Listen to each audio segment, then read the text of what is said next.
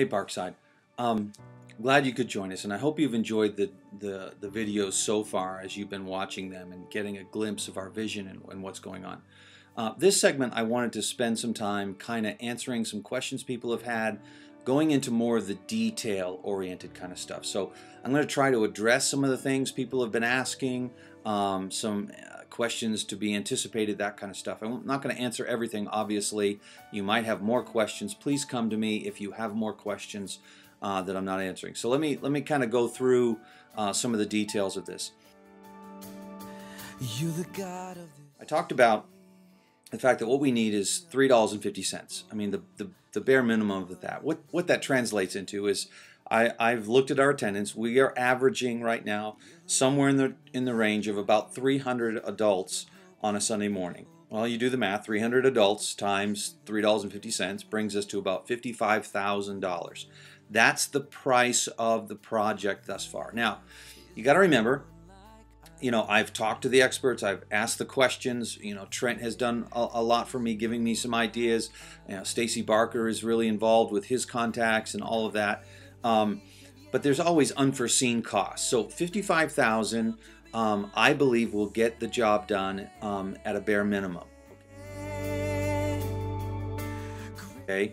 Now, just so you know, as I laid out, that $55,000 will give us about 3.5 acres of grass with a watering system that we can then use for whatever. It doesn't include any fancy, you know, goals or anything like that. It doesn't include fencing around the property. It doesn't include backstops. It doesn't include, I mean, that's just a bare minimum, okay, that we'll get. We'll have 3.5 acres of grass partitioned off in such a way that we could use it for soccer, we could use it for softball or baseball, whatever, and go from there. So that's why I said this is a cash deal, and the more money we raise, the more money that comes in, the more we'll be able to do. And that doesn't include also AYSO wants to get involved. AYSO might want to buy goals, and we haven't figured that out yet, what their involvement will be. So what I presented you does not include AYSO or any other community organizations getting involved in helping us with this project. It's just us, okay? When it comes to the Home Point Center, the Family Resource Center we're talking about, it's modeled after that church I talked about that's in Texas, I believe, who's kind of packaged this together. Those pamphlets I talked about that we would provide free to people. What that is we have to buy a license, and it costs us, I think it's like $1,500 or something like that to buy into this program, and then they provide us with the materials that we then have to print out and, you know, have available. So there's some cost in that as far as the Home Point Center.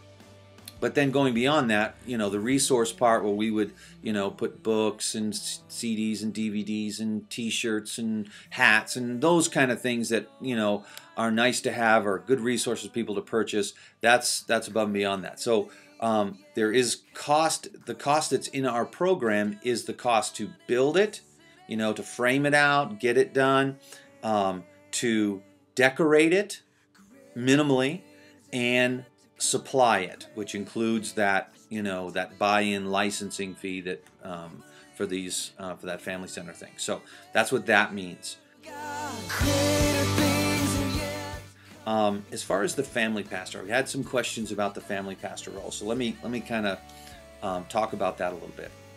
As I said in the message, and as I laid out the vision, as we increase our facilities and the resources we have and can leverage that for the Lord, it's going to require an increase in administrative roles, responsibility. I'm going to need somebody at the highest level who can oversee the management of what's going on and leverage it from a leadership standpoint into our community. That's just going to require a pastor. So we need to hire, because right now, you know, I have Trent and Stephanie are full-time as far as their ministry and the roles that they have. Randy right now is very part-time. And so but this role isn't really something that Randy is interested in. He helps out with some of this kind of stuff, but this role involves a lot of the connecting pieces, small groups, men's ministry, women's ministry, and that kind of stuff. And so this role is beyond any of the staff I have and what they're capable of doing right now, okay? So we need to hire somebody. I need to bring in somebody, possibly from the outside, and move his family here and do that. The reason that part of this will help, but not entirely, is this reason. I have in the budget this year part of this salary necessary for this position. Almost enough, but not quite enough.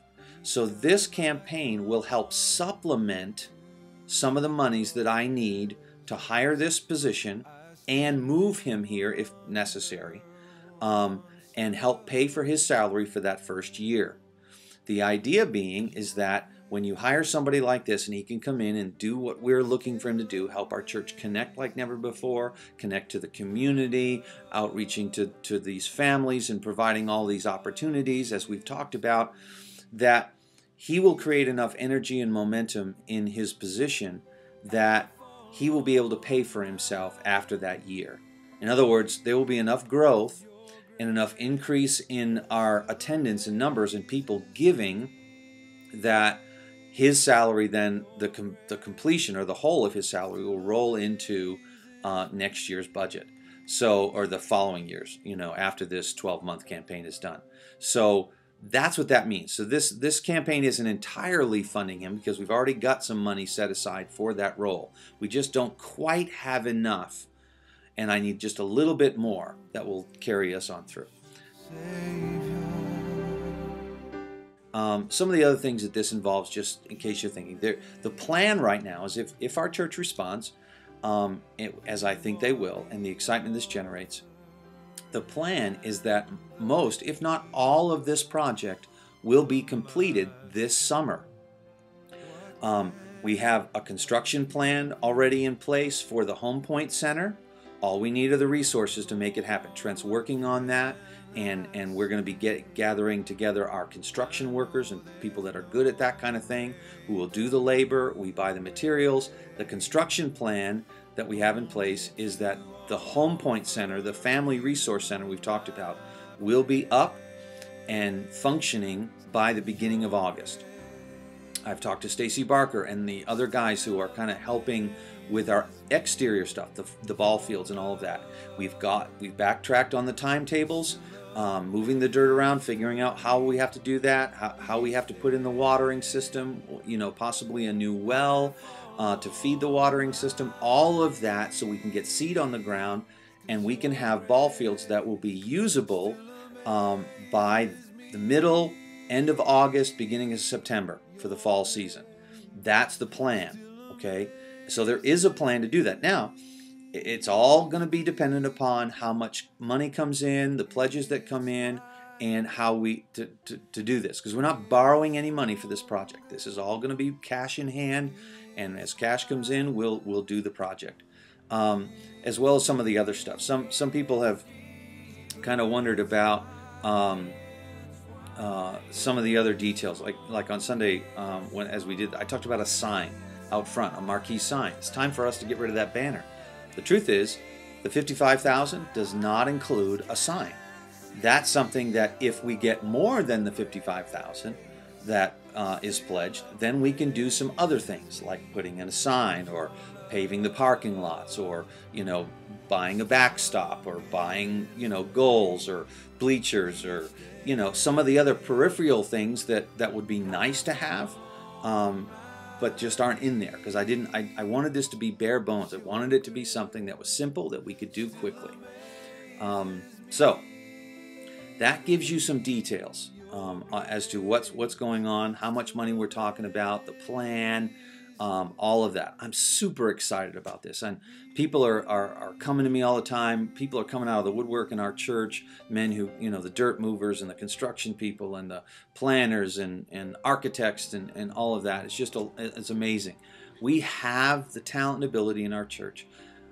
We just need some resources. And so I pray that that you have been praying about this, that you have heard from the Lord, and that you get involved and commit to being engaged in this activity, that we can build bridges to the families of our community, that they might see the light of Jesus Christ. Thank you for being a part. I look forward to your partnering with us in this, and let's just be praying together that God really uses Parkside.